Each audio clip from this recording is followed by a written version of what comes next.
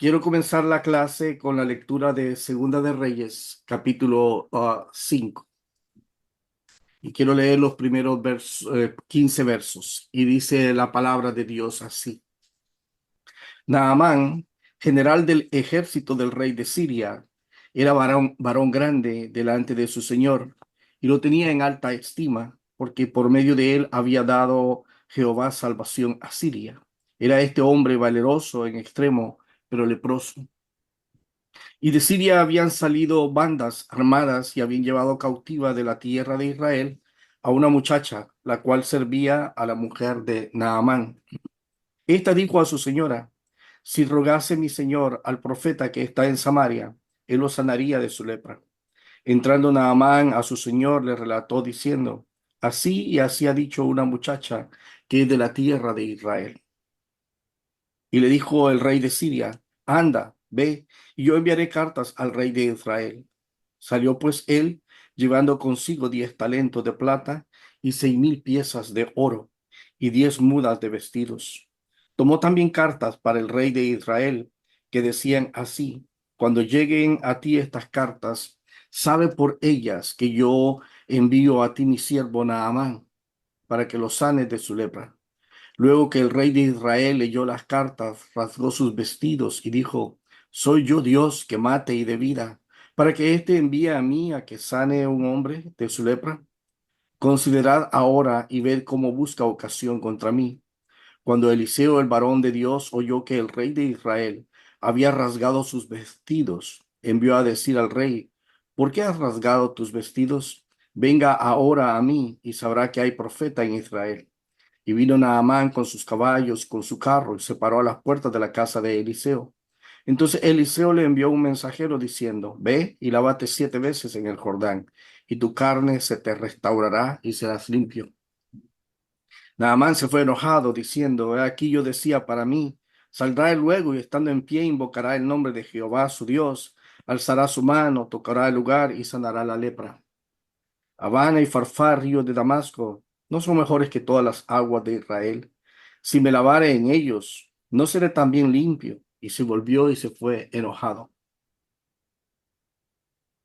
Mas sus criados se le acercaron y le hablaron diciendo: Padre mío, si el profeta te mandara alguna gran cosa, ¿no la harías? Cuanto más diciéndote: lávate y serás limpio. Entonces descendió y se zambulló 7 veces en el Jordán conforme a la palabra del varón de Dios, y su carne se volvió como la carne de un niño, y quedó limpio. Y volvió el varón de Dios, y toda su compañía se puso delante de él y dijo: he aquí ahora conozco que no hay Dios en toda la tierra, sino en Israel. Te ruego que recibas algún presente de tu siervo. Amén. Y en el contexto o en el trasfondo de la lectura que acabamos de tener, se encuentra o nos muestra de alguna manera cierta tensión entre, podríamos hablar de los personajes, podríamos pensar en Naamán y Eliseo, pero detrás también de ellos están dos culturas, dos pueblos diferentes con dos prácticas diferentes.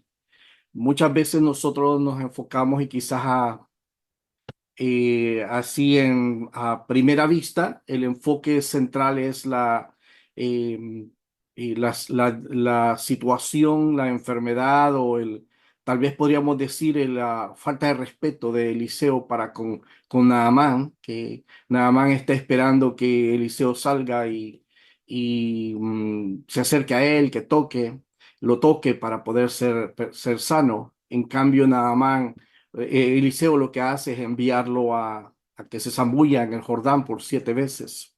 Pero más allá de eso, lo que estamos viendo es una tensión cultural, religiosa, entre las costumbres y las prácticas que tenían los diferentes pueblos a Israel, sus ceremonias, sus cultos, sus celebraciones religiosas estaban llenas de mucho bullicio, muchas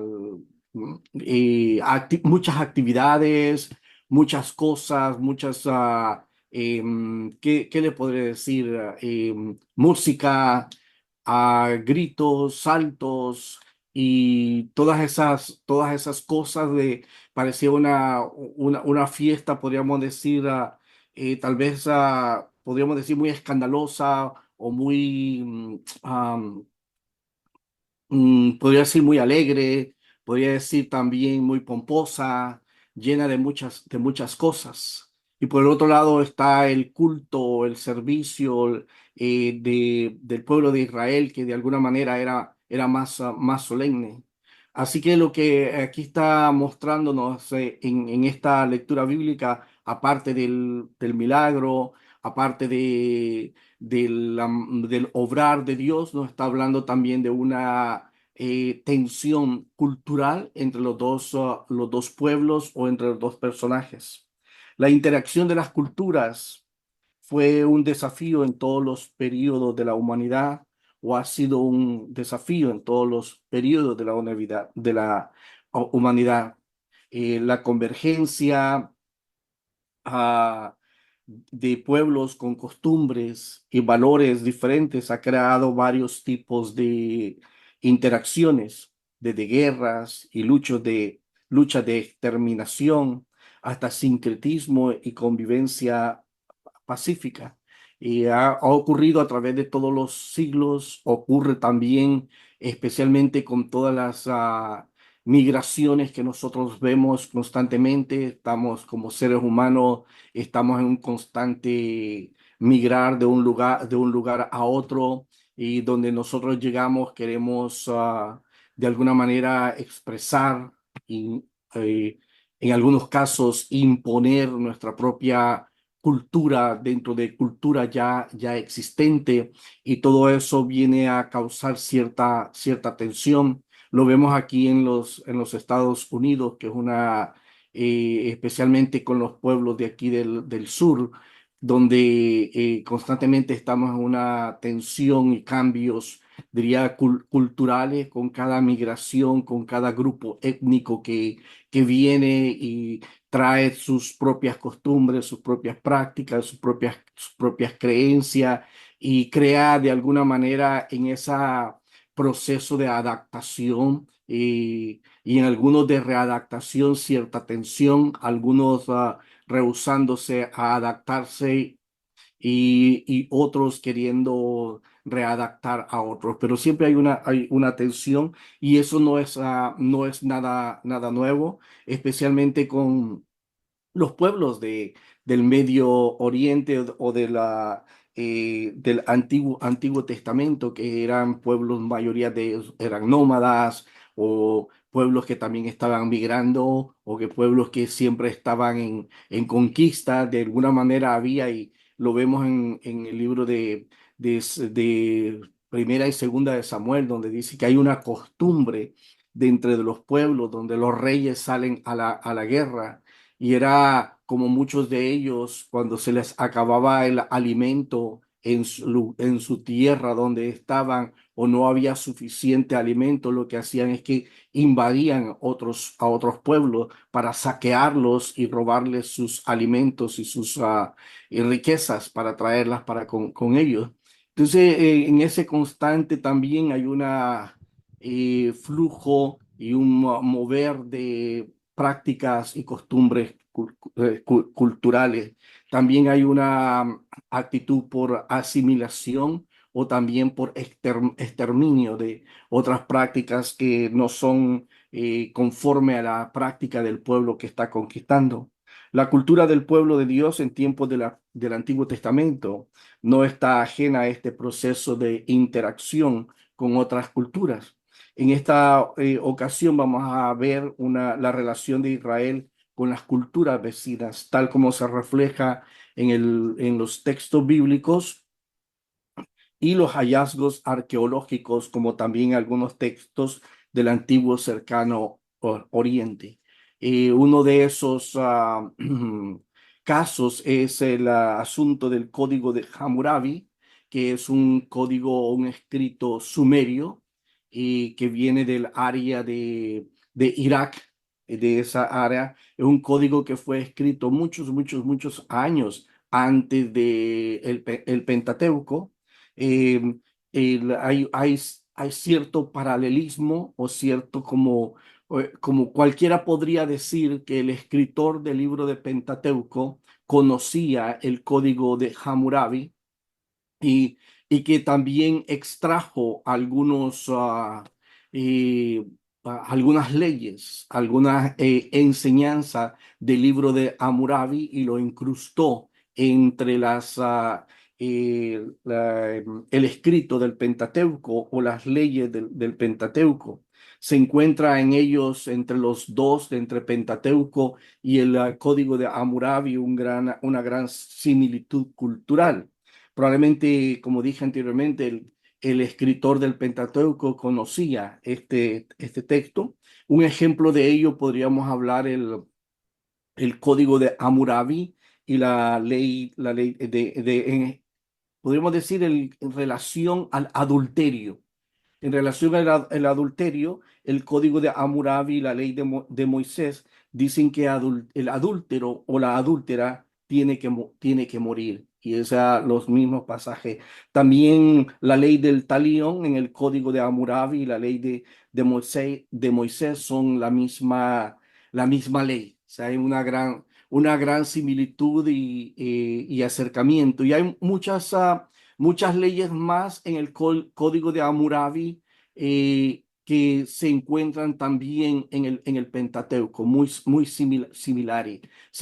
Por eso se cree que probablemente, ¿no? El escritor del Pentateuco tenía alguna conocimiento de este código y pudo haber tenido alguna gran influencia y haberlo incorporado parte de lo que estaba ahí. Así que más allá de las múltiples acepciones del eh, del término cultura, entendemos que el término cultura es un conjunto de creencias y pautas de conducta de un grupo social, incluyendo los medios materiales que usan sus miembros para comunicarse entre sí y resolver sus necesidades de todo tipo. Hablando en generalidades, ¿no? Entre todas esas pautas, entre todos esos materiales que se usan, tenemos el arte, tenemos la música, hablamos de las leyes en cuanto a cultura, hablamos de sus creencias, hablamos de su religión, hablamos de su educación y también acerca de los asuntos de la vida diaria. Así que también la manera en que el texto del Antiguo Testamento narra los episodios de interacción con las culturas vecinas nos invita a una evaluación teológica de estos eventos. Consideramos que el comentario debe entenderse en el marco más amplio de la revelación e inspiración, como el caso que mencioné de Segunda de Reyes, en cuanto Eliseo y Naamán no es solamente un asunto de un milagro, sino que también es una interacción entre dos culturas y la manera de ver, de ver las necesidades diarias y de su comportamiento o de sus creencias en cuanto a sus situaciones diarias. Los autores bíblicos no expresan solamente una relación personal frente a situaciones teológicas controversiales, sino que gracias a la revelación e inspiración divina reflejan un modelo teológico sistemático. Cuando digo y hablo de revelación e inspiración divina, estoy hablando de que la vivencia, la creencia, la vida del pueblo de Israel, su conducta, sus prácticas, sus reglas, no son cosas que han sido tomadas de su contexto, de su contexto social y cultural de los pueblos que los rodean, sino que ha sido parte de algo que ha sido revelado e inspirado por Dios. A eso es el contraste que existe entre el contexto de los pueblos vecinos con el pueblo de Israel. La mayoría de ellos están en un constante movimiento, en una constante migración y están readaptándose cada momento que se mueve, tomando de las prácticas y de las costumbres de los pueblos con los cuales interaccionan. Pero a través de las escrituras lo que nosotros vemos que la cultura, la práctica, aunque pudiera ser que hay algunas que son similares a las de los pueblos, a los pueblos vecinos, pero lo que condiciona la vida del pueblo de Israel es la inspiración y la revelación divina. Dios, su conducta es lo que Dios les ha revelado, su práctica, las expresiones culturales que nosotros encontramos es parte de lo que Dios les ha inspirado sobre cómo debe de vivir el pueblo. Y a través también del estudio nos vamos a dar cuenta y a través del estudio de la Biblia nos damos cuenta que el pueblo de Israel fue creado y fue llamado para ser un pueblo diferente a los pueblos de su entorno.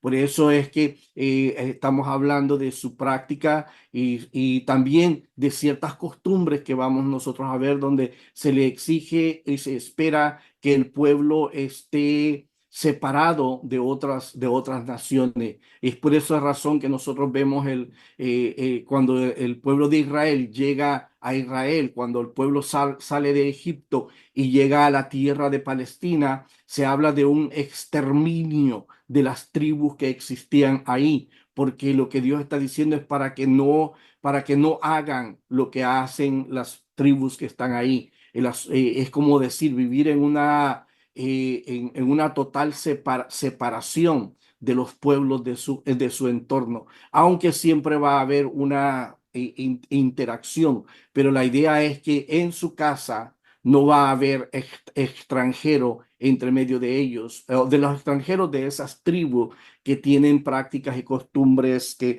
no van conforme a la voluntad de Dios. Frente a la realidad de la interacción cultural de Israel con las naciones que lo rodean, la perspectiva bíblica puede ser sintetizada en cuatro posiciones. Más bien cuando decimos con referencia a la cultura, las culturas de los pueblos de su alrededor. Uno es prohibición. Prohibición significa que a lo que estamos hablando con esto son cosas que no se deben de hacer, cosas que están prohibidas para el pueblo de Israel no hacer en relación con lo que hacen las otras naciones, lo permitido. Se reconoce que las otras naciones, grupos étnicos de su alrededor tienen otra clase de prácticas, pero hay algunas que son prohibidas. Otras que encontramos nosotros es la neutralidad. Neutralidad es ni es bueno ni es malo, estamos neutros en eso. No hay, en las escrituras lo encontramos como que eso no afecta a la fe del judío, eso no afecta a la relación de Dios de Dios y el creyente. Entonces es un asunto neutro, no dice nada con respecto a mantenerse alejado de ellos o no. Lo otro es una actitud favorable. Actitud favorable es como quien dice, es positivo, pudiera favorecer, no hay nada malo, no hay nada malo en ello y está bien, ¿no? De ahí lo otro es la asimilación. La asimilación es tomarlo siempre y cuando no afecte al pensamiento teológico o no afecte a la fe del creyente. Entonces hablamos de asimilación. Y a través del estudio vamos a descubrir algunas cosas que el pueblo de Dios está haciendo que no se mencionan dentro de las escrituras, pero son parte de las prácticas y costumbres de los pueblos de su entorno. Em, Así que de alguna, en este día voy a presentar cinco aspectos de lo que vamos a estar hablando. No son todos, vamos a estar hablando acerca de la maternidad, nacimiento y fertilidad. la muerte y las costumbres funerarias, del casamiento, familia y sexualidad, las comidas, bebidas y leyes alimenticias. Y por último, estaremos hablando de arte, música, pintura y arquitectura, así rápidamente. El contexto religioso general del Antiguo Testamento, del Antiguo Cercano Oriente, y cuando digo Antiguo Cercano Oriente, me estoy refiriendo a los pueblos cercanos a Israel. Así que no solamente a Israel, sino que las costumbres de todos aquellos pueblos con los cuales Israel tiene que interaccionar o el pueblo de Israel tiene que interaccionar. Y se suscribe básicamente a dos clases de religiones, que es lo que encontramos en el Antiguo Testamento. Las religiones vinculadas con el clima y las religiones de la fertilidad. Dos cosas muy importantes que nosotros encontramos ahí. La influencia que las religiones de la fertilidad ejercieron sobre Israel, especialmente en ciertos periodos de su historia, están atestiguadas por los hallazgos arqueológicos, como también por el texto bíblico. O sea, en estas situaciones por los hallazgos arqueológicos y también lo que la Biblia nos enseña. Se ha descubierto símbolos fálicos como virilidad y fecundidad, estatuillas de la diosa Astarte, amuletos mágicos para la procreación y otros objetos vinculados con el culto de la fertilidad. Así que el Antiguo Testamento muestra una reacción totalmente negativa de los profetas hacia estos objetos, especialmente los llamados aceras y las prácticas religiosas relacionadas con el culto de la fertilidad. Y aquí es lo que vamos a encontrar constantemente, ¿no? Los profetas denunciando esta clase de culto, porque cuando vemos los cultos o la diosa o la manera en que se adoraba, había una depravación sexual, porque eran los dioses de la fertilidad, estaba adorando los dioses de la fertilidad, también los dioses del clima. La cuestión de la fertilidad es un problema social importante en la cultura israelita, donde la descendencia es importante tanto para la perpetuación de la familia como también para la línea sacerdotal. Aunque el texto bíblico menciona diferentes casos de infertilidad, nunca menciona que las respectivas personas hayan recurrido para solucionar propuestas por las religiones de fertilidad. Nosotros, de alguna manera, y no podemos ignorar, ¿no? El hecho de que es muy sonado estos casos, como el caso de Sara, que es infértil, que no puede tener, no puede tener hijos, que hasta milagrosamente a la edad de 90 años llega a tener un hijo. El caso de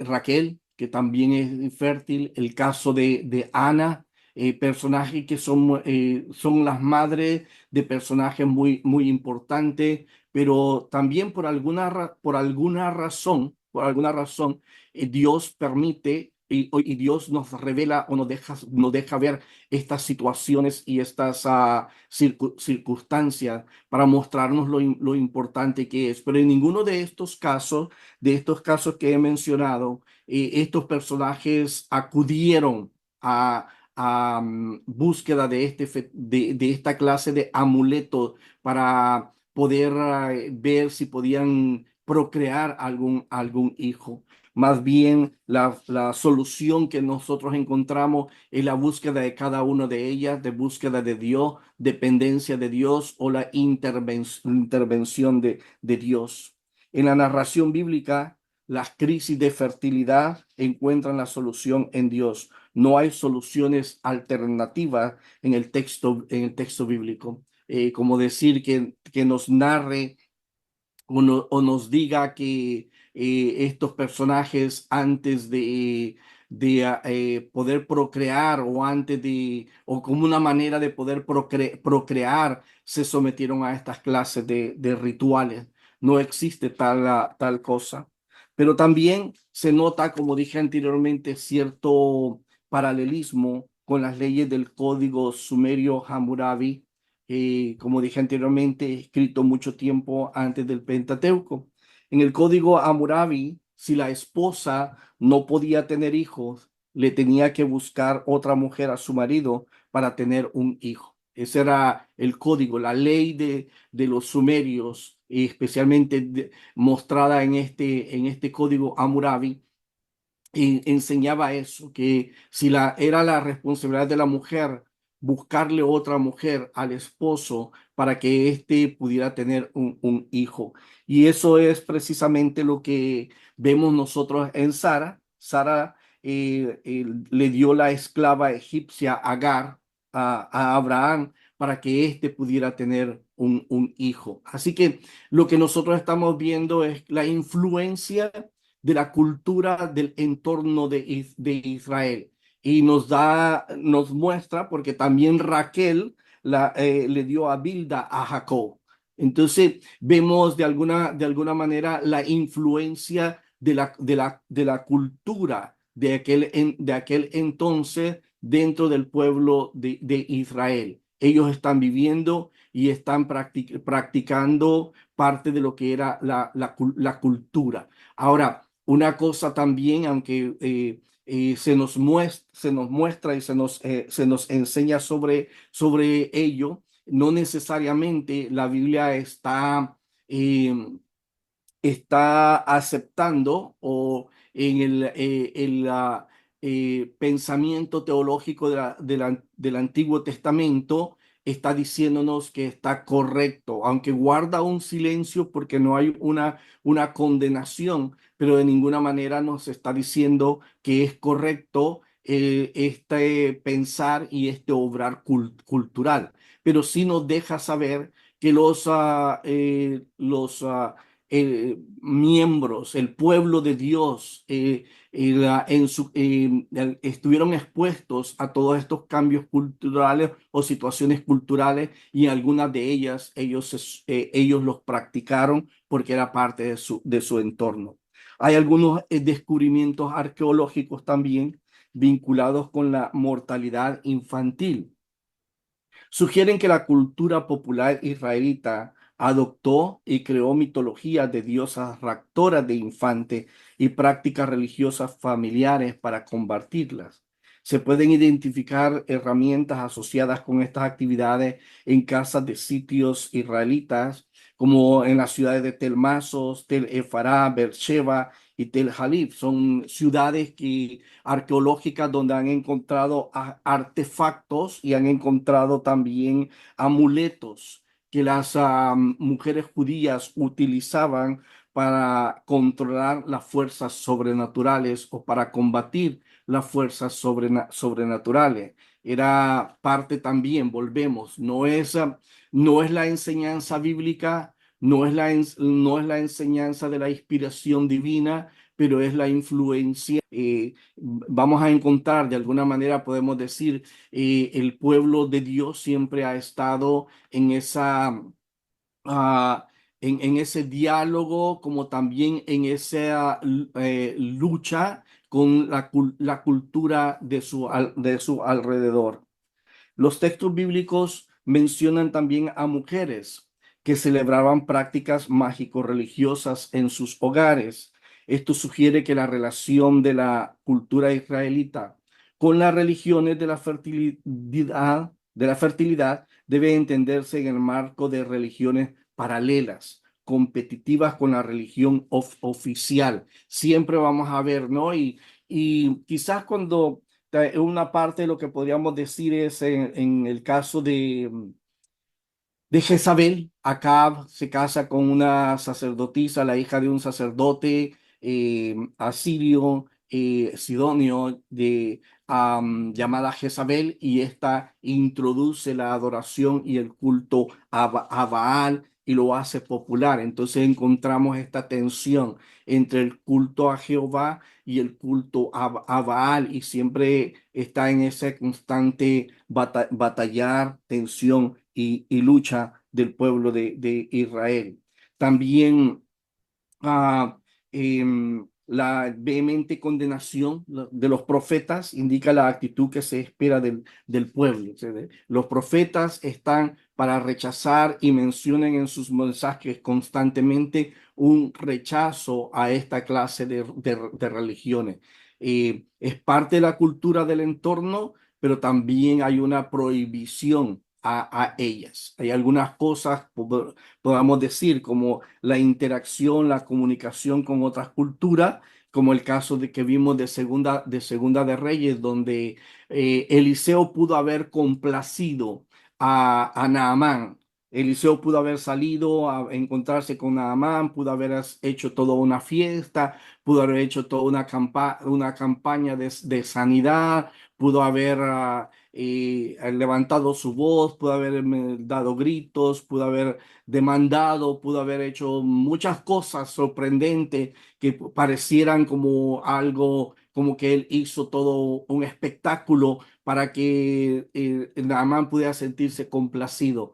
Pero Eliseo se mantuvo en su palabra y tuvo que hacer lo que Naamán hizo, lo que Eliseo le mandó. Entonces vemos esas tensiones.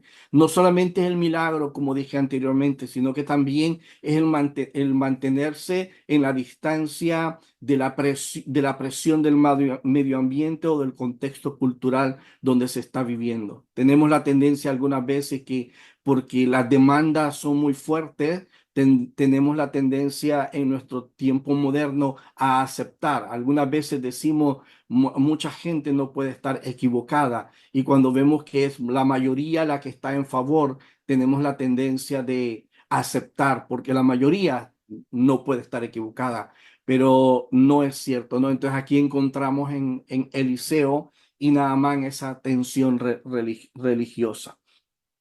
La mención de los castigos divinos contra los que adopten prácticas de las religiones de la fertilidad es una prueba de que la tesis del sincretismo de la religión de Jehová con los cultos de la fertilidad no tiene una base real. Cuando hablamos de sincretismo es de adoptar, de, de adoptar ciertas prácticas que tienen otros pueblos, adoptar ciertas prácticas que tienen otras religiones e incluirlas dentro de nuestro sistema de creencias y de prácticas culturales. Por ejemplo, eh, nosotros tenemos o se usaba ya últimamente, ya no he visto, pero anteriormente se utilizaba el símbolo del pez con Ixoge en medio había una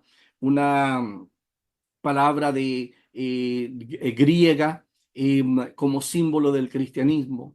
Y cuando leemos la historia de todo eso, quizás a algunos nos hace cambiar de parecer, porque eso fue creado durante el tiempo de Constantino, cuando Constantino oficializó el cristianismo como la religión oficial, y resulta que Constantino adoraba al dios Marduk, el cual tenía la forma de pez, cuerpo la cintura de humana y la cabeza o el torso para arriba con un pez.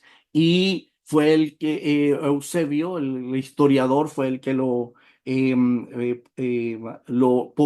popularizó. Entonces esto tiene un trasfondo, como quien dice, pagano, pero nosotros como cristianos lo hemos tenido como un símbolo durante tantos siglos, ¿no?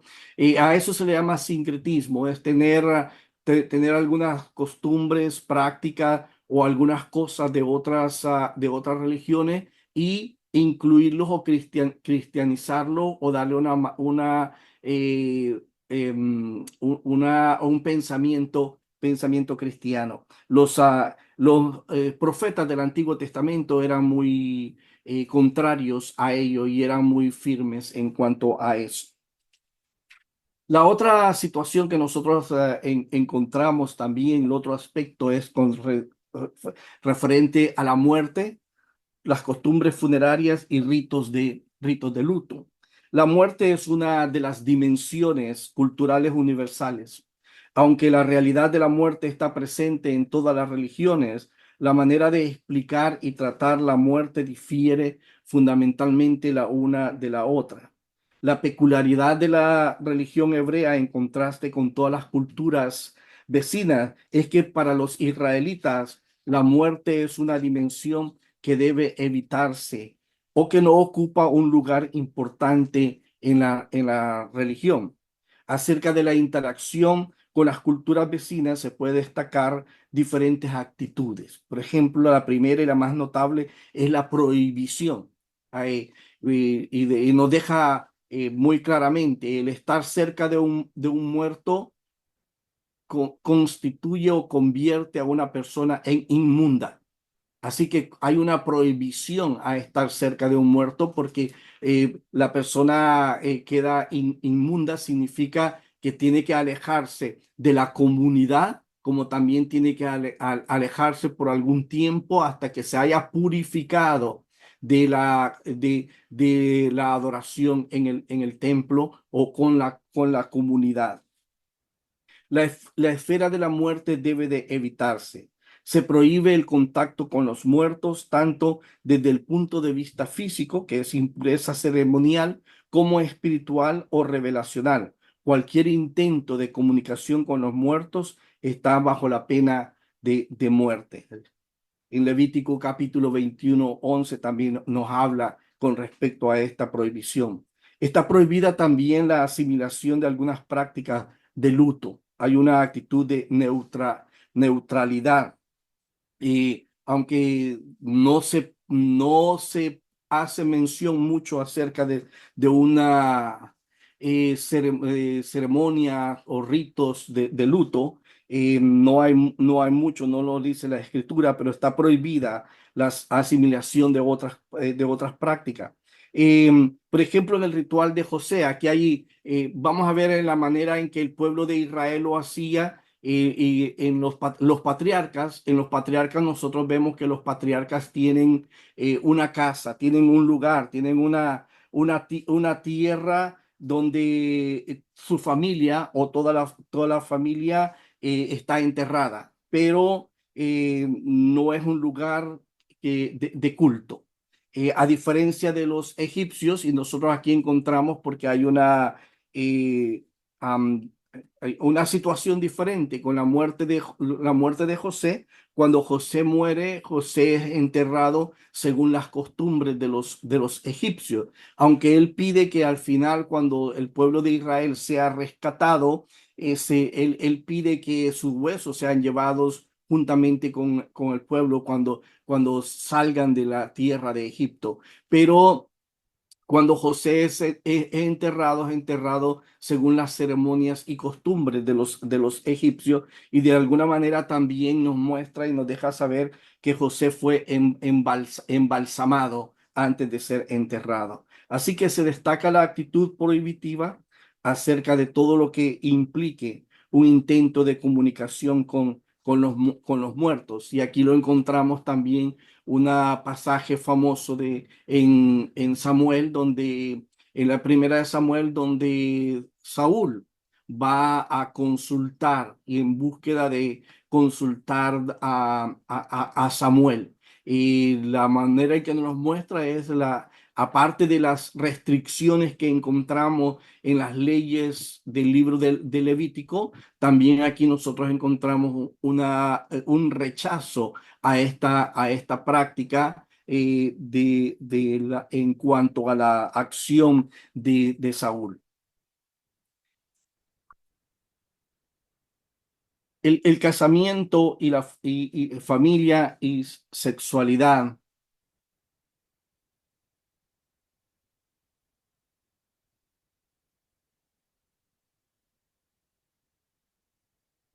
La familia es el núcleo central de la organización socio-religiosa. En el mundo bíblico hay una asimilación de prácticas comunes en el entorno del antiguo cercano Oriente. Los ritos de casamiento tienen carácter civil. Curiosamente, cuando buscamos, vemos en las escrituras, no hay no hay una ceremonia religiosa donde hay un sacerdote, donde hay una persona que esté dirigiendo o esté celebrando una ceremonia matrimonial. Más bien tiene de un aspecto civil. No hay una celebración religiosa de la boda, en contraste con muchas culturas donde el casamiento es una unión mágica. En la cultura hebrea, el concepto de familia deriva del modelo de la creación. La base del concepto de familia reside en la narrativa de la creación. La legislación mosaica enfatiza la relación étnico-religiosa de la familia. Cuando hablamos de concepto de la creación, está hablando de monógamo, está hablando de una unidad permanente.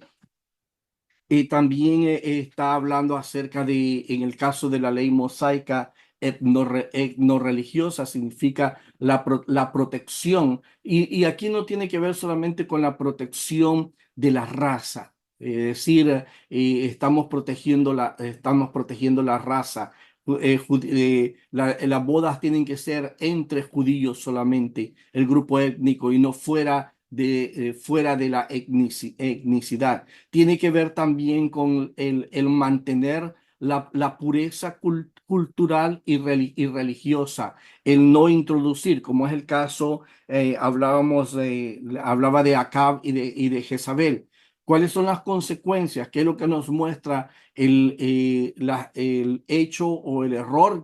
Nos está mostrando cuál es el error de entrar en relación con con una persona de diferente grupo étnico, y cuáles son las consecuencias o cuáles son las cosas positivas o negativas que trae. Lo que nos muestra es que al haberse casado el rey Acab con una mujer sidonia, es que trae un caos a la ciudad, a la cultura, trae un caos a la familia, trae un caos a la nación y trae perversión para la nación, porque esa persona viene con costumbres y prácticas extrañas y contrarias a lo que es el pueblo de Israel o a lo que Dios ha enseñado. Entonces, no es solamente el texto bíblico no solamente nos está hablando de que es un matrimonio mixto, no solamente nos está hablando de que es una sacerdotisa, nos está hablando el error. Detrás de ello también está el error de mezclarse uno mismo o el pueblo mismo con otras culturas, porque al mezclarse con otras culturas o con otras personas de otras culturas, estas traen la influencia de prácticas y costumbres que son contrarias a Dios, y eventualmente van a traer tensión y van a traer dificultades al pueblo de Dios. Y lo que va a crear es un caos dentro de la nación o dentro de la familia o dentro de la relación. Y en la situación de Jezabel, nosotros vemos muy claramente esa tensión y esa situación que se dio. La prohibición de casarse con personas de otros pueblos debe de entenderse dentro del marco filosófico. Casarse con una persona de otro pueblo significa un atentado contra la unidad religiosa de la familia. Trae, como dije, otras prácticas, otras costumbres, y entonces esa unidad religiosa se ve afectada y se ve desafiada. Entre los elementos comunes de la cultura del antiguo cercano Oriente se puede mencionar también la negociación de la dote, la autoridad del marido sobre la mujer, formas de mostrar el estatus de mujer casada o soltera a través de la ropa especial, velo, cubrirse el rostro, etcétera. Y el uso de adornos también para el día de la boda, anillos, aros, vestimenta especial de la novia. El relato bíblico también hace referencia a estas prácticas, pero en un contexto neutro desde el punto de vista moral. O sea, cuando dice neutro, estamos hablando es algo que no afecta, es algo que no desafía los principios ni los valores de la cultura de cultura judía. La interacción negativa con las prácticas y los modelos de las culturas vecinas es evidente cuando se analiza el fenómeno de la poligamia. Y esto aquí también vemos a los patriarcas, vemos a los reyes que abiertamente tienen dos, tres, cuatro mujeres y se nos da a entender de que es aceptable. Em, la poligamia no es un elemento de la identidad cultural hebrea. Es cierto que pareciera ser como que guarda un silencio, el escrito directamente, como que guarda un silencio en cuanto a la práctica de la poligamia, pero el modelo primordial de la familia en Israel es monógama. La poligamia es tolerada, pero no es tolerada porque no se dice abiertamente nada en contra, pero en todas las narraciones donde aparecen elementos de poligamia se mencionan problemas sociales.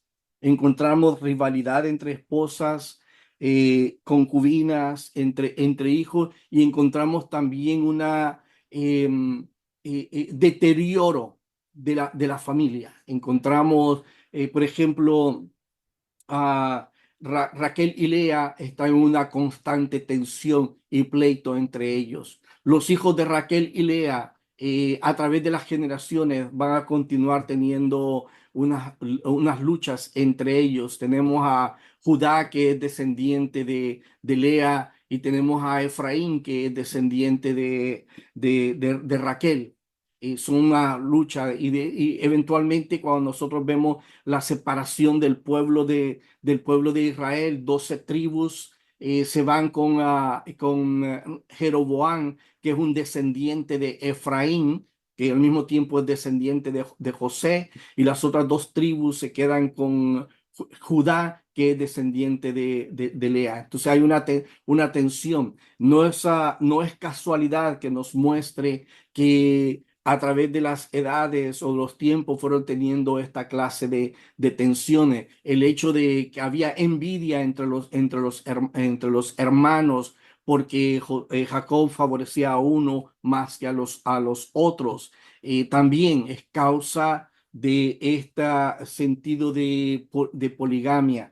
También encontramos esa misma tensión o rivalidad en el caso de Ana y de Penina en Primera Samuel, la mamá de Samuel. También encontramos esta tensión de pleito entre ellas. Así que cada vez que encontramos o que vemos en las escrituras esta práctica de la poligamia, siempre vamos a encontrarnos con pleitos, con desacuerdos, con una tensión entre las mujeres y también con una tensión entre los hijos, como es el caso de David y de los hijos de David y cómo terminaron lamentablemente en desgracia los hijos de David en pleitos familiares, violación familiar y crímenes entre ellos. Así que aunque no nos dice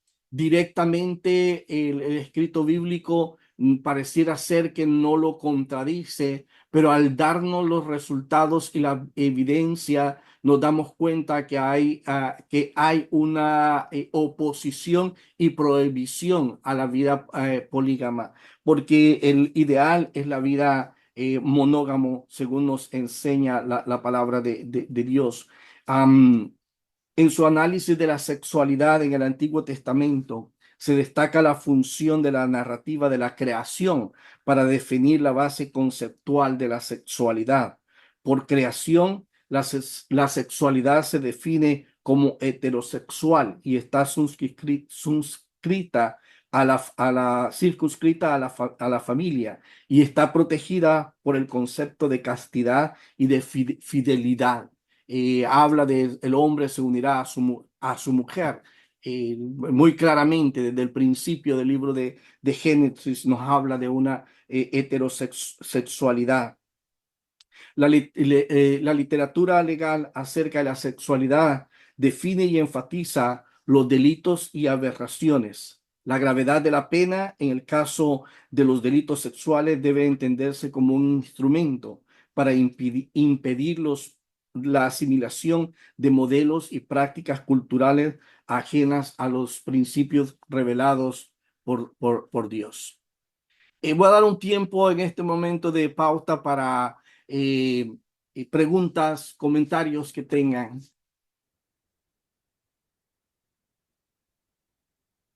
Ya están abiertos. Okay. Ahora sí. ¿Me Sí, escucha ahora? hermano. Gloria a Dios. Por acá le habla el hermano Nelson a la vez de Centro Cristiano de Región de Fortaleza. Y mi pregunta es la siguiente. Ok, sabemos que cuando existe un cruce de cultura, siempre se origina un problema entre ambos pueblos. En este caso, cuando profesor Dera, usted hace referencia que en el código sumerio Hammurabi tiene ciertos rasgos o leyes parecidas también a las de Israel, eso no daría a entender más bien que este pueblo o esta cultura se copió más bien de las leyes de Israel, no al revés, porque si las leyes de Israel se las dio al Dios,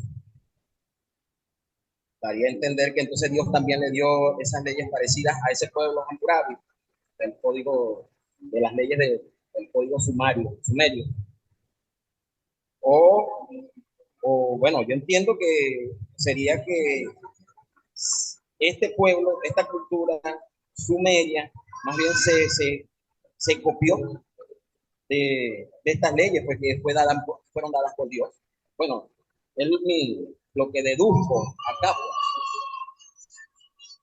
Ah, porque si no fue Dios quien se las dio a este pueblo sumerio, fueron ellos los que se copiaron del pueblo de Israel.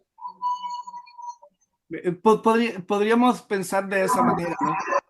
Pero también debemos dos cosas que muy importantes, ¿no? Uno que no podemos dejar de reconocer que este pueblo o este código existe muchos siglos antes que el Pentateuco.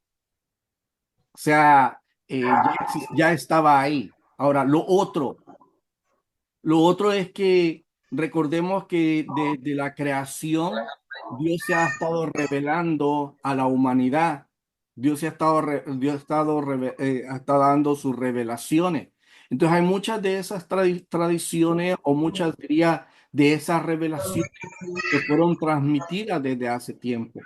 Lo que ocurre con el Pentateuco, podríamos decir, es que el escritor lo que hace es recopilar, al igual que hace Lucas en el Evangelio de Lucas y el libro de los Hechos, recopilar todos aquellos eventos y cosas que entiende que son revelación de Dios, porque ahora eso no le quita nada de divino, porque es Dios el que ha estado revelando a través de la historia de la humanidad y ha estado presente en la humanidad. Y diríamos Noé vivió antes de bastante tiempo atrás y de Dios, él tuvo revelación de Dios también. Entonces, todas las revelaciones fueron siendo transmitidas oralmente. Entonces es Dios, y recordemos, dije y mencioné en varias ocasiones que lo que hace diferente al escrito bíblico es que es revelación e inspiración divina. Pregúntale si el evento ciudadino fue en vivo o fue un evento que No, vengo usted para... Profesor, una preguntita adicional. Eh, José, el hijo de Jacob, ya él tenía una costumbre egipcia, pero cuando él le dice a sus padres, a sus hermanos que vengan a Egipto a vivir, ya José continúa entonces con esa costumbre, porque si murió en Egipto y fue embalsamado, entonces él nunca practicó la costumbre hebrea, sino siempre fue la costumbre egipcia. Y bueno, entonces los hebreos, ahí comenzó entonces a degenerarse fue la costumbre, la fe en Dios, porque ellos mismos ya, José ya tenía, como se dice, otra enseñanza y adoraba las imágenes y adoraba las imágenes de los egipcios. No, recuerde también que el pueblo hebreo, ellos adoraban a los dioses egipcios. Cuando ellos salieron y Josué lo deja muy en claro, los dioses que adoraron vuestros padres cuando estuvieron al otro lado en el otro lado del Jordán. O sea, y eso viene desde Abraham también. Nosotros, a veces nosotros quisiéramos creer que el pueblo de Israel siempre se mantuvo distante de estas culturas. La razón por la cual leemos esto es porque hay un mensaje de Dios para nosotros que nos está llevando a un estado de pureza y de separación y de entrega a Dios. Y que a través de la historia lo ha estado haciendo. Que el pueblo que el pueblo de Israel no vivió, o es como que nosotros quisiéramos decir, algunas veces nosotros oramos o queremos ser como la iglesia del primer siglo, la iglesia pentecostal. No, queremos ser mucho diferente a ellos porque entre ellos también había muchas dificultades, todavía también tenían muchos problemas, también todavía estaban, habían cambios todavía en ellos. Sí, ese poder pentecostal, todo eso, eso maravilloso de ese tiempo, de ese momento, es hermoso tenerlo, pero queremos ser la iglesia que Dios quiere que seamos. Entonces, el pueblo de Israel no, el pueblo de Israel vivió expuesto, el pueblo de Israel vivió con también muchas de esas prácticas paganas, y por eso es que Dios lo estaba sacando de Egipto. Por eso lo llevó a la tierra de la promesa. El problema que encontramos con ellos también es que comenzaron a hacer alianzas con los pueblos vecinos, y en esas alianzas comenzaron también a traer las prácticas culturales de esos pueblos, los cuales no deberían haber hecho. Bueno, voy a cerrar esta sección dejándoles saber también que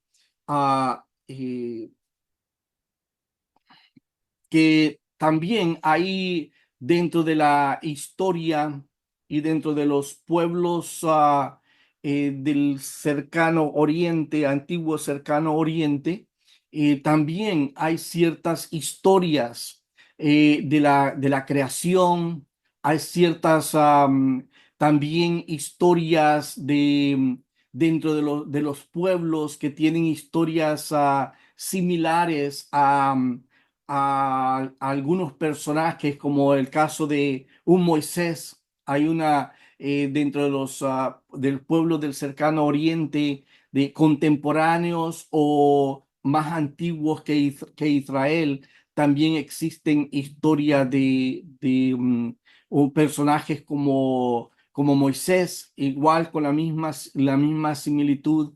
Encontramos también otras historias sobre la creación y similitudes similares a los primeros 11 capítulos del libro de los Génesis. Ahora, son historias que existen, pero también de nada afecta nuestro entendimiento y nuestra creencia de la inspiración, de la revelación y de la inspiración divina de las Sagradas Escrituras que nosotros tenemos en nuestras manos. Pero es bueno considerarlo en su contexto. Amén. Vamos a dar un tiempo de receso de unos 10 minutos y continuamos con nuestra clase. Mientras tanto, si tienen alguna pregunta o algo, pues escríbanla y y hablamos o algún comentario. Amén. Yo les continúo bendiciendo, hermanos. Gusto de regresar. Hoy tendremos la siguiente sección. Estaremos hablando acerca de comidas, bebidas y leyes alimenticias. No hay una separación entre lo religioso y secular con respecto a la alimentación o las bebidas en la cultura hebrea. dado que la dimensión física es vista como parte de la unión indivisible de alma y cuerpo. Las leyes que rigen la alimentación deben de entenderse dentro del binomio salud-santidad. La legislación bíblica contrasta con las culturas vecinas. Hay restricciones alimenticias específicas que derivan del concepto de sacralidad de Dios. Por otro lado, la presencia del santuario en medio del pueblo impone reglamentaciones específicas con un fuerte simbolismo moral. Conceptos como pureza, impureza, contaminación o profanación son algunos ejemplos de los elementos que componen la cultura religiosa de la alimentación en el Antiguo Testamento. Es evidente que algunas prohibiciones tienen el propósito de evitar prácticas relacionadas con las religiones de los pueblos vecinos. O sea, no solamente es que detrás de las prohibiciones alimenticias, no solamente hay una búsqueda de una dieta, sino también está el asunto de mantenerse separado y alejado de las costumbres y de las prácticas religiosas de los pueblos vecinos. Muchos de ellos utilizaban estas costumbres, como el caso vamos a encontrarnos en, ah, em, en el tiempo de Daniel, en la segunda parte de Daniel, cuando el, ah, em, el anticristo pone una estatua, profana el santuario y pone una imagen en Antíoco Epifanes y sacrifica un cerdo. Entonces, los pueblos aledaños a Israel tenían prácticas y utilizaban cierta clase de animales y alimentos en sus cultos religiosos. Y como ya dijimos, también desde el principio, cuando el pueblo de Israel es llamado, la declaración, la invitación de que Dios hace es ser santo porque yo soy santo. Y cuando habla ser santo porque yo soy santo, es ser separado, ser diferente a los entornos o a los pueblos que están en el entorno. Y por esa razón hay ciertas cosas que son muy importantes y por lo tanto son prohibidas para el pueblo de Israel. Reglas como no hervir el cabrito en la leche de su madre no pueden ser interpretadas como simples recomendaciones culinarias, sino prohibiciones que hacen referencia a situaciones de vidas específicas de las prácticas religiosas paganas. La separación de los animales, de aves y de peces mediante las categorías de puros o inmundos y su vinculación con la creación y la cultura prediluviana obliga a entender que el código alimenticio de la cultura hebrea no tiene sus raíces en préstamos o adaptaciones culturales de las religiones vecinas, sino en la revelación divina. ¿Qué me refiero con esto? Es que eh, hay las restricciones dietéticas que encontramos no son un asunto arbitrario, no son un asunto adquirido, no son un asunto aprendido de las culturas de su alrededor, ni tampoco es una adaptación cultural, sino que tiene que ver que es algo que parte de Dios, algo que Dios es el que está dictándolo, algo que Dios está diciendo de lo que se deben de mantener alejados. Así que no es un asunto de adaptación cultural. La interacción con las culturas vecinas es mínima por el hecho de que el sistema ceremonial hebreo con sus prohibiciones hace poco probable el intercambio cultural. Así que si le ponemos atención a todas esas prohibiciones que Dios está dando, lo que hace es que va a mantener al pueblo de Israel aislado de la interacción con las otras naciones. Cuando digo aislado es mantener una distancia. Su interacción tiene que ser más limitada a lo que podría ser con otras naciones entre ellas, donde libremente podrían interactuar los unos con los otros.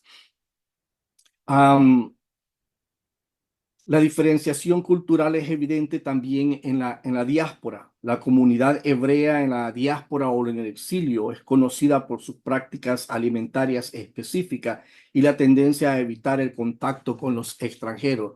Y aquí nosotros, aunque nosotros hablamos y pensamos solamente en Daniel cuando está en la corte y se les ha asignado la comida del rey y Daniel se rehúsa comer la comida del rey y opta por comer las legumbres o mantener su regla dietética.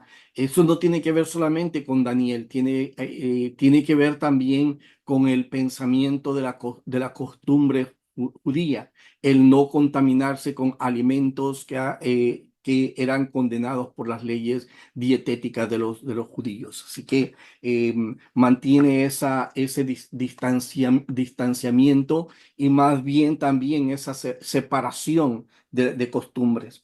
El debate de los teólogos acerca del uso de las bebidas alcohólicas en el Antiguo Testamento está sesgado por motivaciones teológicas de carácter denominacional. Más bien, cuando hablamos de carácter denominacional, para mantener su identidad su propia identidad diferente a la de las otras naciones. Acerca del uso del alcohol en la sociedad hebrea se destacan dos tendencias. Una, la abstinencia y la otra habla del uso común de bebidas alcohólicas. La terminología de las bebidas utilizadas muestra un vocabulario común en toda la región del antiguo cercano oriente. Se utilizaban bebidas derivadas de uvas, de frutas o cereales fermentados. Las técnicas de fermentación, los utensilios y el vocabulario muestran que el uso del alcohol era una práctica común en todos los estratos sociales. La abstinencia está vinculada en el concepto de dedicación a Jehová. Se destacan algunas categorías especiales, los nazareos, los recabitas y los sacerdotes en servicio que deben de practicar la abstinencia. La literatura sapiencial incluye dichos y proverbios también que recomiendan la abstinencia o condenan el uso de bebidas embriagantes. En el discurso de los profetas, entre los vicios condenados se encuentra la borrachera. Al igual que en el caso de poligamia, el relato bíblico no presenta el uso de bebidas alcohólicas en narraciones positivas, aunque pudiera ser que no encontramos en el Antiguo Testamento leyes en cuanto al consumo del alcohol. Encontramos sí en contra de la borrachera, pero también nosotros, al igual como que la poligamia, también las bebidas alcohólicas de alguna manera también tiene una connotación negativa y nos muestra también las consecuencias catastróficas que puede causar el consumo del alcohol, como es el caso de Noé. Y nos muestra, no terminó en buena situación, se emborrachó, tuvo dificultades con sus hijos, fue abusado sexualmente por su hijo. También el caso de Lot, fue también, se emborrachó, fue emborrachado por sus hijas y lo que terminó fue en un incesto que produjo también que quedaron embarazadas ambas hijas. El asunto también en relación de Isaac. Nosotros pensamos solamente que Isaac cuando bendijo a Jacob, simplemente fue porque ya estaba ciego, fue porque se confundió, porque no pudo detectar que lo estaban engañando, pero también se nos deja saber que antes durante la comida y ya antes de dar la bendición, también dice que consumió alcohol. Significa que también en su embriaguez confundió y no pudo distinguir tampoco que quien estaba ahí no era el hijo mayor.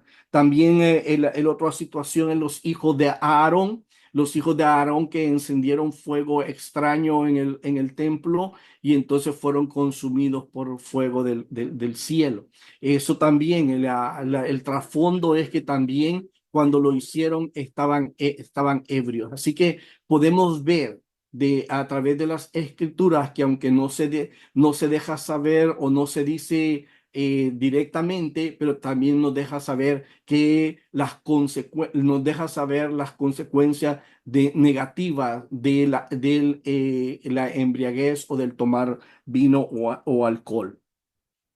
Am, las consecuencias son catastróficas, muestran consecuencias sociales y morales negativas en tales prácticas. A pesar de esta perspectiva negativa de la narración bíblica, los hallazgos arqueológicos sugieren que finalmente el judaísmo termina adoptando la posición común del antiguo cercano oriente acerca del uso de las bebidas alcohólicas. Cierta manera nos está diciendo de que el judaísmo pues se adaptó asimiló esa costumbre de las bebidas alcohólicas, pero que también en el contexto encontramos la negatividad, lo negativo del consumo del alcohol. En cuanto a la arte, música, pintura y arquitectura, am, el arte en el mundo bíblico es un tema muy amplio y controversial. La dimensión estética del arte reside en el concepto de la creación. Dios crea y todo lo que Dios crea es bueno. La relevancia del arte se ve en el cuidado de la fabricación del santuario y sus objetos. Se ha sugerido que hubo una dependencia arquitectónica del santuario israelita de modelos de templos del antiguo cercano oriente. O sea, hay cierta similitud en otros templos. El templo construido por Salomón tiene cierta similitud con los templos, algunos de los templos ya existentes en los entornos de Israel. Eh, También podría sugerir el surgimiento de sincretismo religioso en las culturas vecinas, aunque el santuario israelita mantiene ciertos elementos similares con la arquitectura de los templos antiguos. Hay algunas diferencias en ellos y no debe de minimizarse las diferencias que muchas veces, aunque son pequeñas, reflejan significados y perspectivas teológicas totalmente opuestas a los templos de Mesopotamia. Las lecturas comparativas también pierden de vista la unicidad y singularidad de los elementos del santuario de Jerusalén. Muchos estudios han comprobado la carga teológica del espacio del santuario en los símbolos y el lenguaje metafórico de los salmos. La unicidad de estos elementos teológicos excluye cualquier posibilidad de sincretismo. O sea, nos deja saber cuando vemos la unicidad que mantiene los escritos bíblicos y que mantiene los salmos también, nos muestra de que no hubo ninguna copia ni ninguna, el adquirir algunos elementos de la adoración pagana y incrustarlos dentro de la adoración judía. En diferentes secciones de la Biblia se encuentran elementos de expresiones artísticas comunes con el espacio del antiguo cercano oriente. Israel no vive en un vacío cultural, sino que interacciona en el entorno existente. Los profetas utilizan elementos del mundo artístico popular para expresar y transmitir su mensaje. La mención de instrumentos musicales en el contexto ah, contextos de guerra, fiestas u ocasiones especiales muestra la universalidad del lenguaje artístico en el espacio del Antiguo Oriente.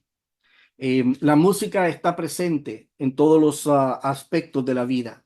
David, como pastor, toca el arpa. Las mujeres cantan. Los niños las mujeres cantan y bailan para recibir a los guerreros que vuelven victoriosos. Los niños cantan y tocan la flauta en la calle. Pero el sistema del culto israelita es selectivo y particular en sus expresiones, símbolos y lenguaje. Hubo momentos de conflicto y confrontaciones en la historia de la adoración de Israel. Hay cierta tensión en cuanto al culto, en cuanto a la música, en cuanto a la adoración en el culto de Israel. Ya mencioné en Segunda de Reyes esa tensión los pueblos del entorno, como es el de Siria, el caso de Naamán, esperando todo un culto muy alegre, muy pomposo, muy lleno de muchas cosas, de una liturgia muy activa.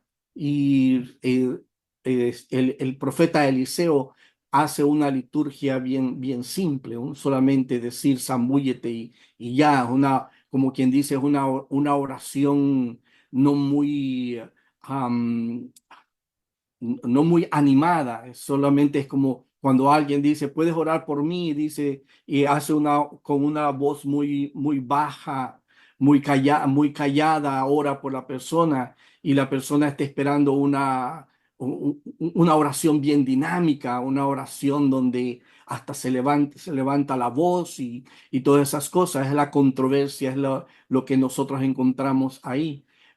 También nosotros lo encontramos en relación del tiempo de David y conocemos y tenemos la situación del tabernáculo de Moisés y del tabernáculo de David. En el tabernáculo de David es donde nosotros encontramos cantos, encontramos trompetas, encontramos 24 horas al día la gente gritando, levantando su voz, cantando audiblemente con toda clase de instrumentos. Pero por el otro lado, existe al mismo tiempo el tabernáculo de Moisés, donde ahí lo que ocurren son sacrificios, hay sonido de trompeta, pero para llamar a la gente, para convocar a la gente. Así que nos muestra como que en cierto tiempo hubo cierta clase de tensión dentro del culto, la adoración y con respecto a la música dentro del pueblo de Israel. Eventualmente el tabernáculo de David deja de mencionarse después de la construcción del templo y a nosotros nos pareciera ser que en la construcción del templo continúa habiendo el mismo tipo de adoración que había en el tabernáculo de David, pero la adoración en el templo se vuelve más solemne, se vuelve más calmada, muy diferente a la adoración que se hacía en el tabernáculo de David. Así que la música es muy diferente. El culto de Baal y Astarte y más tarde la influencia helenista y romana generaron momentos de tensión y peor aún el fenómeno del sincretismo. El número reducido de instrumentos musicales utilizados en el servicio del templo bien puede explicarse como una forma de evitar cualquier semejanza con los sistemas paganos de adoración. La forma de expresión musical del templo contrasta con los cultos de Baal y con el sistema de adoración en Babilonia, donde se mencionan muchos instrumentos, gritos, vocerío, bailes y exuberancias mezcladas con elementos de éxtasis.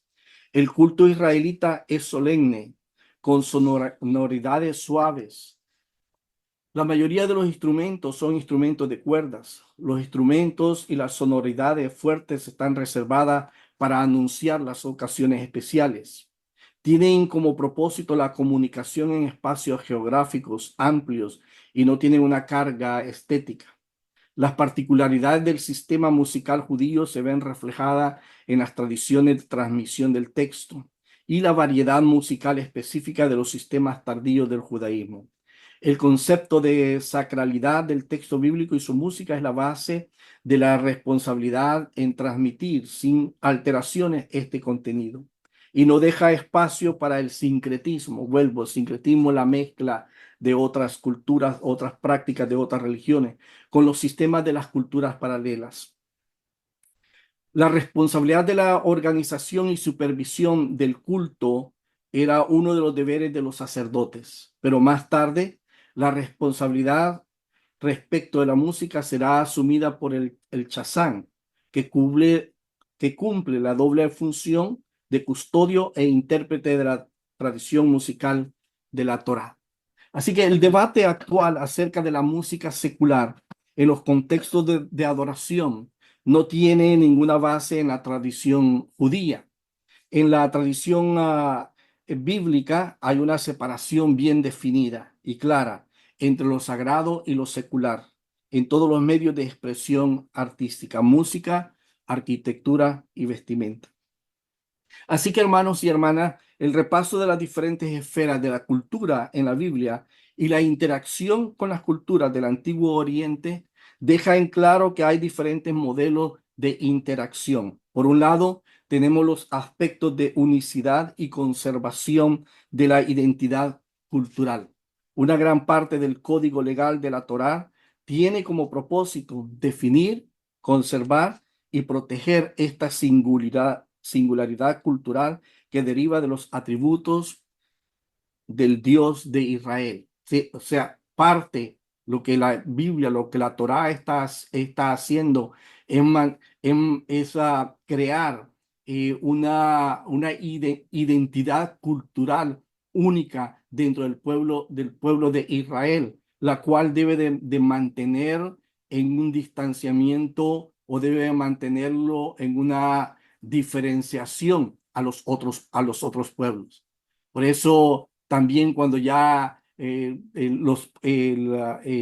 pueblo de Israel pide tener un rey como tienen las otras naciones, la razón también por la que se menciona es porque están de alguna manera están saliéndose o están violando parte de lo que el principio de Dios, ser santo, ser diferente, ser no igual a los demás.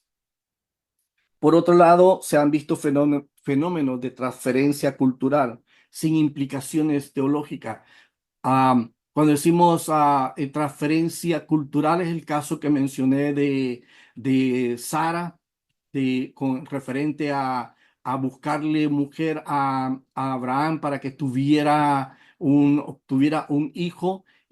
Cuando digo no tiene implicaciones teológicas, implicaciones teológicas, sino que lo que estoy refiriéndome es que no es enseñanza de Dios. Es una práctica o una costumbre cultural, pero eso no es una enseñanza de Dios. Son destacables en esta dirección los valores universales comunes, prácticas y costumbres sociales de buena convivencia y los elementos que resultan de las condiciones de vida similares. Una atención especial merecen las relaciones de préstamo cultural, sincretismos que producen cambios en los valores fundamentales y cambios en la teología. El texto bíblico presenta diferentes actitudes y reacciones frente a estas prácticas. Las consecuencias negativas que acompañan al sincretismo religioso deben generar una preocupación seria acerca de estos modelos de interacción cultural. Y cuando decimos eso, me estoy refiriendo también a la situación, el ejemplo de Jezabel, siendo persona con costumbres y prácticas culturales diferentes y religiosas, y el traerlas e implementarlas dentro del pueblo de Israel, lo que hizo fue trajo un trastorno teológico o trajo también una serie de costumbres y prácticas no propias ni apropiadas para el pueblo de Israel. La misión de Israel consistía en ser un factor de cambio cultural, un modelo para las otras naciones. La importación de valores extraños al sistema revelado en la Torá fue la causa principal del fracaso misional de Israel. El exilio fue una de las consecuencias de esta pérdida de identidad en el encuentro con otras culturas. En conclusión, hoy día necesitamos mantener la misma preocupación acerca de los mecanismos de interacción cultural de la Iglesia con la sociedad. El mismo modelo cuádruple: prohibición, neutralidad, actitud favorable o asimilación, con sus problemáticas e implicancias negativas inherentes, deben constituir la base del diálogo con la sociedad contemporánea.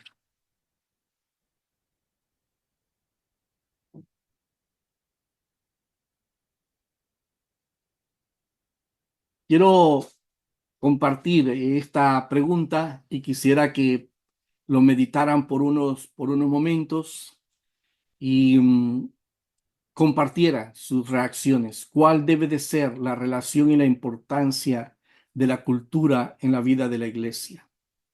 En el entorno de esto está la música, están prácticas eh, culturales, locales, está, y pensaba hace un momento acerca de, y lo voy a poner así, las artes marciales, nada más como un ejemplo, entendiendo que las artes marciales en su inicio fueron medios de adoración a dioses paganos. Lo pongo nada más un entorno para que lo piensen, porque hay otras prácticas también culturales propias de nuestras regiones o de otras regiones que también muy fácilmente eh, se han adaptado o se han asimilado por la iglesia. Así que, ¿cuál debe de ser la relación y la importancia de la cultura en la vida de la iglesia? Y compartan con nosotros.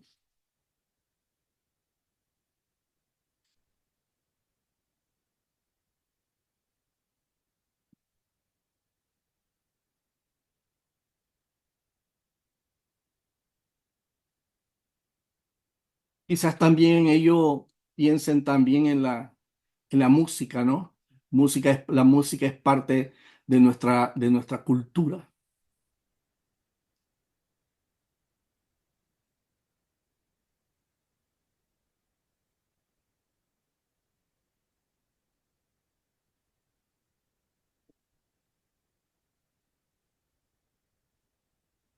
Hermanos del Centro Cristiano,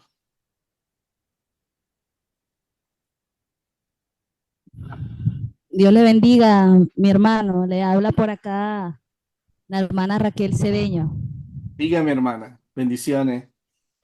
Amén. Es una pregunta de verdad muy interesante y que merece estudio porque actualmente nos vemos, más que todo la iglesia cristiana, afectada por muchas culturas externas y más que todo del mundo.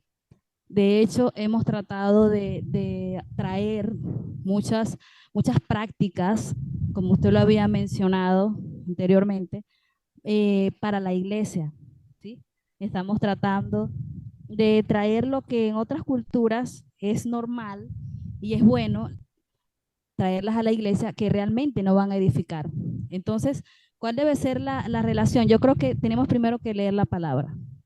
El Señor estableció qué es lo que la iglesia debe hacer. Estableció la forma de adoración, estableció la forma en el trato, estableció también la relación que debemos llevar con Él y la constancia que debemos tener en el Señor. Cuando no leemos la palabra, cuando no nos empapamos bien en el estudio, entonces cuando estamos prácticamente nómadas en la religión, no sabemos qué hacer, no sabemos cómo llevar y pensamos que lo que estamos haciendo está bien.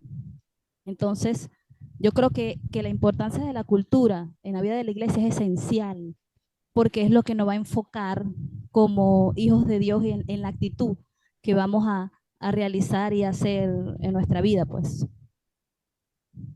Me llamó mucho la atención, solamente que no encuentro la palabra que usted, la escribí pero no la encuentro, que usted había dicho que muchas veces traemos cosas, como el ejemplo que puso del pescado, ¿no?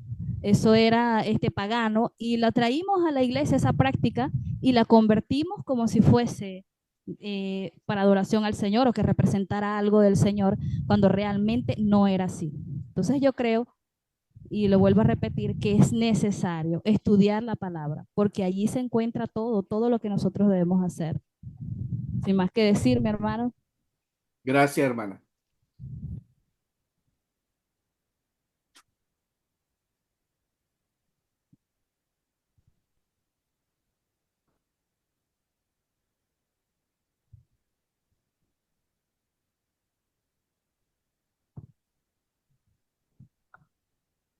¿Alguien más tiene algo que compartir?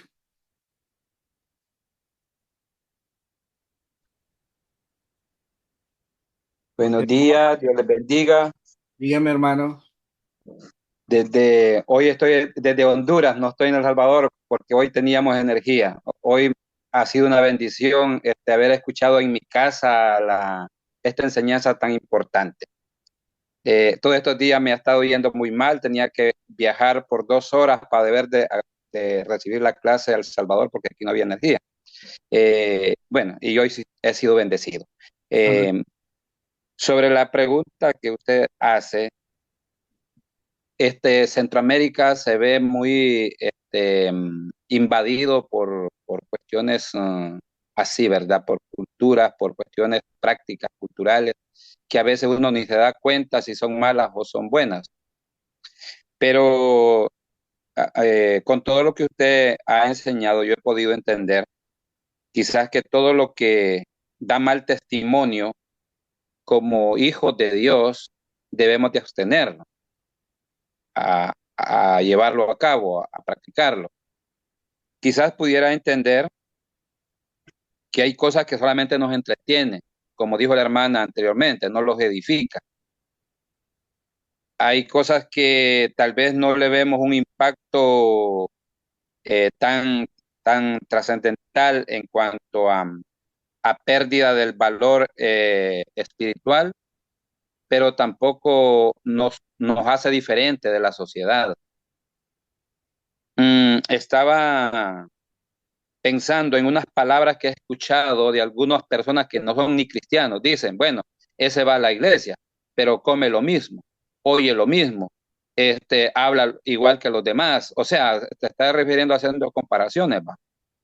Entonces, realmente nosotros como real sacerdocio, como pueblo santo, como pueblo escogido de Dios, debemos de marcar algunas diferencias para verdaderamente demostrar que hemos sido transformados, que hemos sido limpiados, que hemos sido restaurados. Bueno, eso lo digo así de una forma vaga, pero bien, vengo y quiero hacer una pregunta porque muchos cristianos defienden esta posición. Y es, por ejemplo, ellos dicen, bueno, aquí nosotros los cristianos no vamos a celebrar el cumpleaños de mi hijo, de nadie, ninguna persona. Nosotros no comemos los alimentos. Otros dicen, nosotros no podemos comer torta, aunque todos estén comiendo, pero nosotros no la vamos a comer para lo que aquí se celebra en Centroamérica, la Semana Santa. Otros, por ejemplo, prohíben eternamente ir y agarrar algo en un velorio. Cosas así. Bueno, total de que en última hora uno llega al grado que no sabe ni qué hacer porque lo confunde también lo que usted dijo, ¿verdad? Las diferentes religiones que defienden sus fronteras con las demás iglesias. Mi pregunta, que todo esto viene a ser como pregunta ya lo último que he dicho, ¿verdad? A veces yo me he visto indefenso cuando veo a hermanos de la iglesia que llevan flores al cementerio. Digo yo, bueno, si esto no es malo, pero tampoco es bueno, ¿qué hago yo? ¿O qué digo ante esta situación? Porque realmente nuestra cultura, nuestra idiosincrasia, nos lleva a cuestiones de hasta cierta manera, este,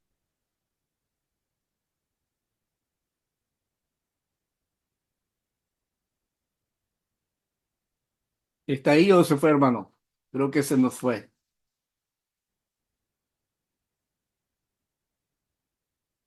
Sí, se le cayó la... Bueno, vamos a seguir con mi hermana Cris Marelli, creo que tenía Bendiciones, hermano. bendiciones, hermano. Bueno, referente, hermano, a esta pregunta, muy bien el tema de hoy, hablar sobre la cultura del pueblo, de nuestros antepasados, Antiguo Testamento, la cultura, las tradiciones, todo referente, muy especificado, muy bien. Es bueno uno estar, saber todo, cada paso de que dio el pueblo, cada costumbre, y cada anécdota de ellos para nuestra vida. ¿Cuál debe ser la relación, la importancia de la cultura en la vida de la iglesia? Bueno, hoy en día aquí en Venezuela y en muchos países se traen culturas de otros lados. Claro, se dice porque eso se practicó en el Antiguo Testamento, porque lo practicó el pueblo de Dios. Nosotros también la traen a nuestras iglesias, llegan a nuestras iglesias, como por ejemplo las danzarinas, porque allá en Israel, en esta parte, danzan. Nosotros también tenemos que danzar y se han aplicado esa cultura, tienen su propia cultura, se ha aplicado a las iglesias y otras culturas más. Eh, por ejemplo, en estos días vi una Santa Cena, tal cual como lo aplican allá en Israel, trayendo las culturas de allá, que así se debe hacer aquí. Por fin que pienso que cada país tiene su cultura y tiene su tradición, la cual nosotros como país debemos mantener nuestra identidad como venezolanos que somos, como de cualquier otro país. Pero la iglesia también tiene su identidad y el Señor nos ha enseñado a nosotros a tener nuestra propia identidad. Por ejemplo, nosotros como misioneros nos enseñan, antes de salir a hacer misiones, nos enseñan las misiones transculturales. Eh, Esas misiones nos enseñan que cada país tiene su cultura, que debemos respetarla, más tampoco es que debemos aplicarlas a nuestras vidas, sino respetarlas. Y para cuando uno entre en cada país o en cada comunidad también, en cada estado, en cada ciudad que estamos, tiene sus diferentes culturas y nosotros poder respetarlas sin perder nuestra identidad. Hoy en día la iglesia, hay iglesias donde han perdido su identidad como tal y traen todas las culturas a vida y por haber porque eso es agradable a Dios. No lo veo así. Eh, el Señor hoy, mediante su gracia, nos ha, nos ha enseñado a cómo debe ser nuestra adoración, a cómo debe ser nuestra compostura, nuestros matrimonios, nuestros hijos, nuestros hogares, la iglesia. Nos enseña muchas cosas que es lo que tenemos, que es lo que nos identifica como iglesia. Amén. Gracias, hermana. Ah, y Ajá. Adelante. Bendiciones, hermana. Adelante. Amén, amén. Es muy importante, hermano, este tema. Y disculpe que no voy a hablar mucho, como primaré.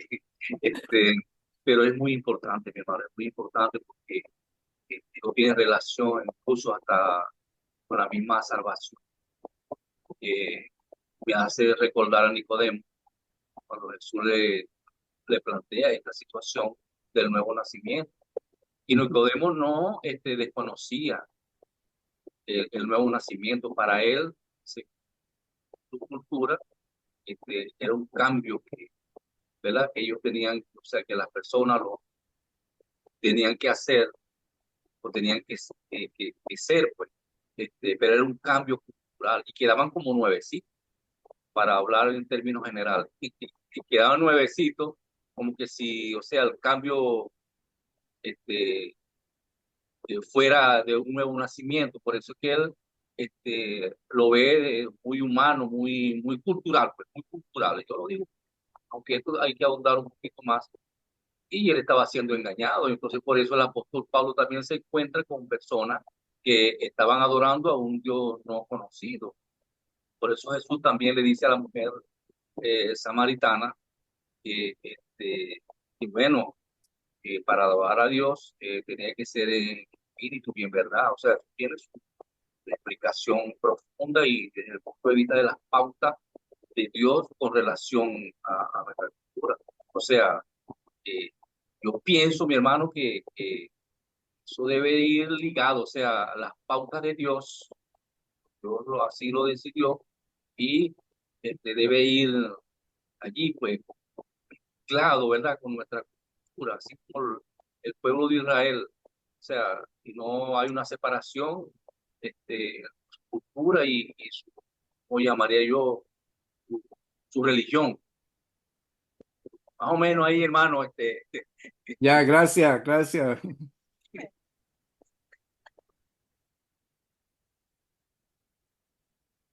¿Quién más? Dios le bendiga, profesor Gente, hermano. Deras. Amén, que Dios le bendiga. Amén. Le habla su hermano Hermi Aguilera. Pues Amén. esta pregunta tiene dos connotaciones, o diríamos dos puntos importantes en cuanto a la relación que debe tener la cultura en la vida de la iglesia y pues la importancia de la cultura en la vida de la iglesia. La cultura, partiendo de allí, es aquello que nos identifica, pues, y nos hace diferente entre muchos pueblos, como hemos venido hablando a lo largo de la historia, a lo largo de la clase, perdón.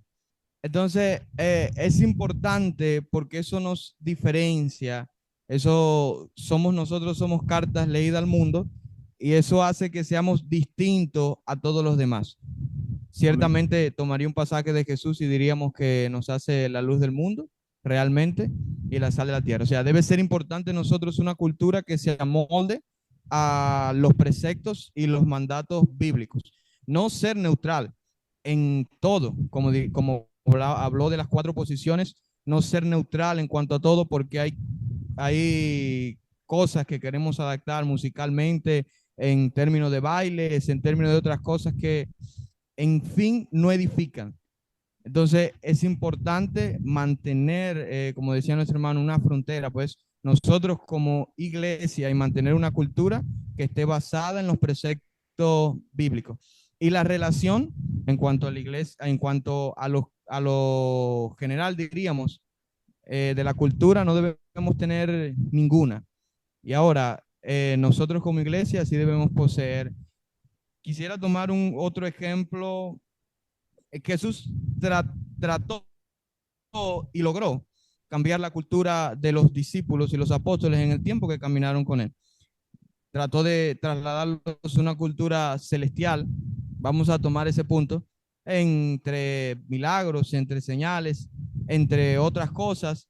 Y en los 3 años que ellos caminaron con él en ese transcurso y lo logró, de hecho a Pedro lo identificaron claramente en el patio del sumo sacerdote y le dijeron, tú camina, tú te pareces uno de ellos, tú hablas como ellos. Y se lo porfiaron con él porque de hecho el hombre había cambiado. Había una cultura diferente en él y era Cristo reproduciéndose en su vida.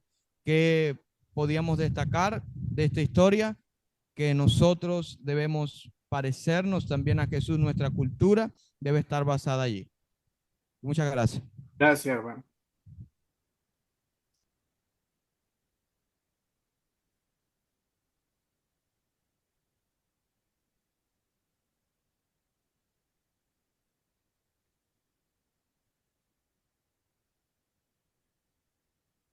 ¿A quién más tenemos?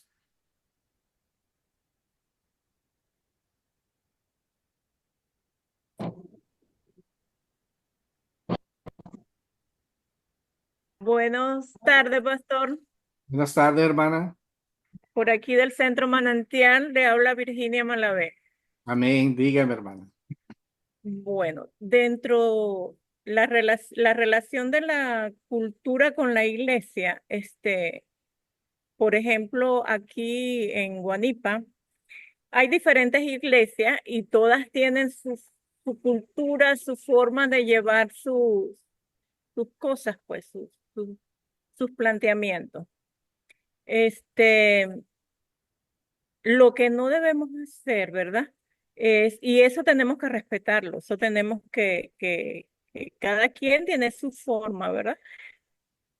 Pero muchas veces queremos adaptar culturas que nos vienen de otros países, de otros sistemas de cosas que no, que en realidad no nos conviene ni tiene nada que ver con el entorno en el cual estamos.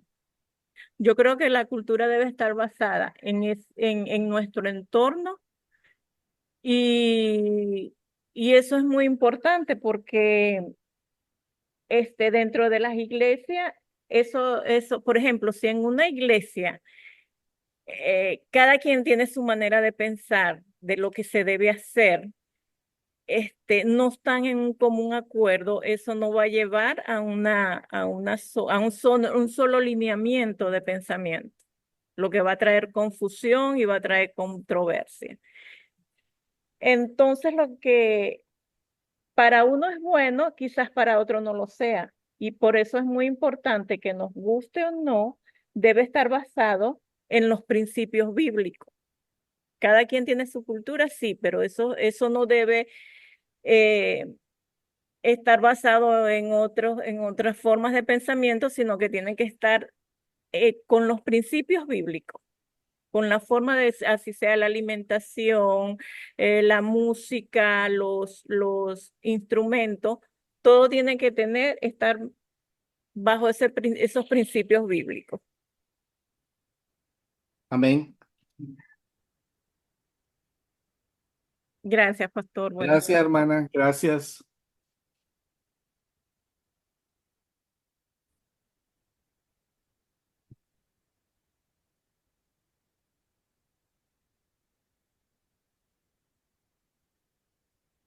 Ya somos todos. Pues gracias, hermanos y hermanas por su participación, por sus comentarios. No podemos negar la realidad de que en nuestro entorno existe cultura, y también aparte de la cultura comunitaria, podríamos también hablar de la cultura individual, porque también tenemos nuestra propia cultura, nuestras propias prácticas, nuestras propias costumbres, creencias, gustos que nosotros tenemos, nuestras propias apreciaciones. Eh, Así que la cultura es muy importante porque nos identifica, define quiénes somos, define nuestros principios de vida. Y en cuanto como iglesia también, bueno, nos define quiénes somos como iglesia. Sabemos que nuestra cultura está, y no el 100%, pero está definida por las escrituras, pero hay ciertas cosas que las escrituras no nos dice en el contexto moderno, actual. Recordemos que la Biblia fue escrita hace muchos siglos atrás, en un contexto cultural bastante diferente al nuestro. En el tiempo que fue escrita la Biblia no existía el reggaetón. No, tampoco existía la cumbia, tampoco existían los mariachis y cosas por el estilo como la música, ¿no? No existían muchas de las cosas que ahora nosotros tenemos. Entonces, es nuestra tarea el ver qué tanto de esas cosas son eh, eh, relativas o qué de esas cosas son sanas para nuestra cultura eclesial.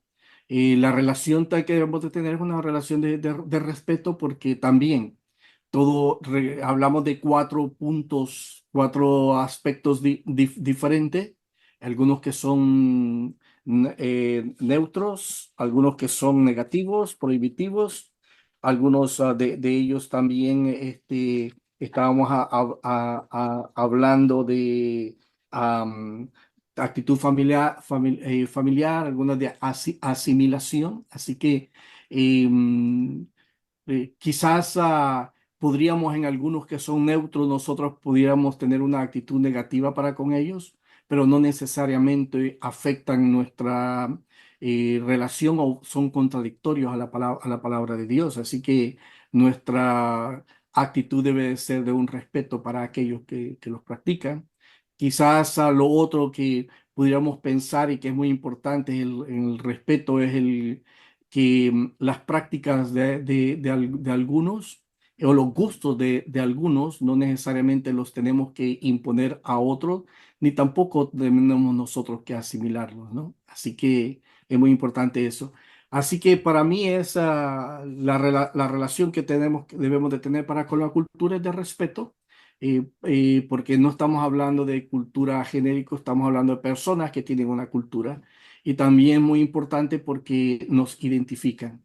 Y recuerden, a veces nosotros queremos mantener un distanciamiento total. No estamos. El pueblo de Israel perdió esto, perdió esta situación, porque ellos, aunque se mezclaron y asimilaron prácticas de las otras culturas, ellos tenían que haber tenían que haber llevado su cultura, su fe a las otras naciones, porque la promesa para Abraham fue que en él iban a ser benditas todas las naciones de la tierra. O sea, eran los misioneros de aquel entonces.